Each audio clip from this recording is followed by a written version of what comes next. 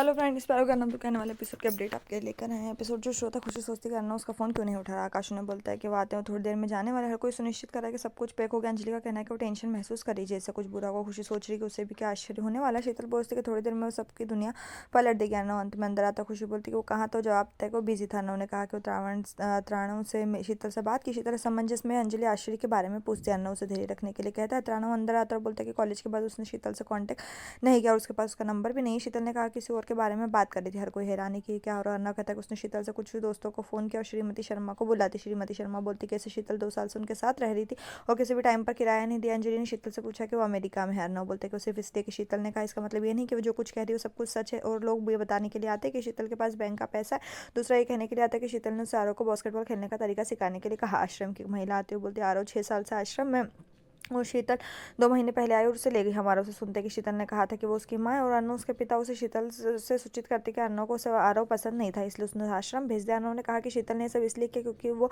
दिवालिया थी और उसके पास कोई पैसा नहीं था, इसलिए उसने शोषण के लिए पुराने अमीर प्रेमी को फंसाने की कोशिश की। जब उसे खुशी के बारे में पता चला तो उसे पता था कि वो खुशी ही है जो अनु की मांगों को सुनेगी। वो जारी रखते कि उसने ऐसी सिचुएशन बनाई कि खुशी आरव के बारे में अतीत को देखे। शीतल ने सब कुछ प्लानिंग बनाई ताकि वो निर्दोष दिखे। यहाँ तक कि उनका मिलना भी आकस्मिक नहीं था। सारी सिचुएशन जो है जानबूझकर क्रिएट की। वो जारी रखते कि वो जानती थी कि जब खुशी को सब कुछ पता चलेगा तो वो त्याग कर रही थी और ऐसा हुआ भी। खुशी ने भी विश्वास किया और जाने के लिए तैयार थी। वो जारी रखता है कि वो जानता था कि झूठ बोल रही थी क्योंकि ग्रेजुएशन के दौरान वो केवल नशे में होने का नाटक कर रहा था। खुशी डीएनए रिपोर्ट के बारे में पूछती है, यहाँ तक कि अर्नव से शॉक्ड। शीतल कहती है ऐसा कुछ भी नहीं है जो नहीं मिल सकता। वो कहती कि छुपाने का कोई मतलब नहीं, अब सब पता ही है। तो बताती है कि जब उसे पता चला कि खुशी ने क्या किया तो उसके बालों के सैंपल को उसने चेंज कर दिया बिल्कुल एक मैच को। जारी रखता है कि उसने जारी रखती है कि उसने आरव के शुगर लेवल को भी हेरफेर किया। शीतल बोलती है कि जिसके पास सारा पैसा है उसके लिए आसान। खुशी को शीतल से घृणा हो जाती कि वो विश्वास नहीं कर सकती कि बच्चे का इस्तेमाल कर सकती है और उसे थप्पड़ मारती। खुशी खुद को मारने के लिए बेवकूफ़ कहती, लेकिन अर्नव कहता वो बेवकूफ़ नहीं बल्कि दयालु है। शीतल ने सिर्फ उसका इस्तेमाल किया।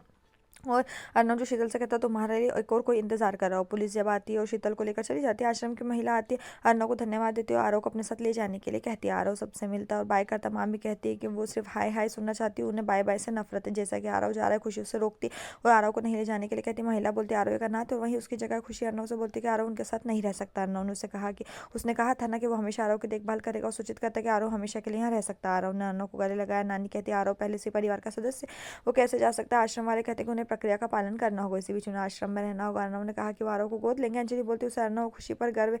आश्रम की महिला ने कहा कि वो कागज बनाएगी और इसी बीच आरव उनके साथ रह सकता है। हर कोई खुश है। यहीं पर जो ये एपिसोड खत्म। इस तरह के एपिसोड पाने के लिए चैनल को सब्सक्राइब करें, साथ में बेल भी प्रेस करें।